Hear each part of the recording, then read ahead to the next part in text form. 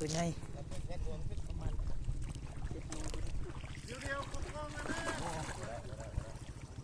ยับลงไปอีกยับลงไปอีก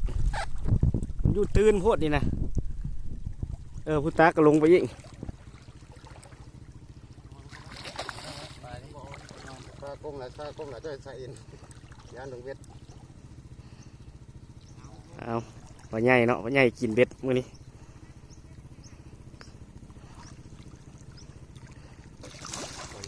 บุญยอมได้นะต้องน้อย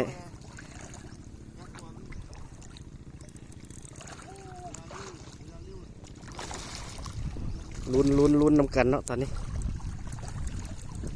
เสี่ยวขอเบ็ดตัวน้อยนะกินไส้ไก่ตัวเนาะนะห้อยไส้ไก่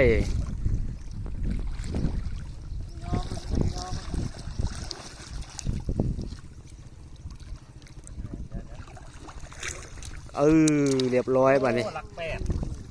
6 7 8หมดเลยนี่นะโดนบอลบึ้มมาละจะคันกินดึกคันใหญ่อีกคันคือคันน้อยยานบุญยูเลย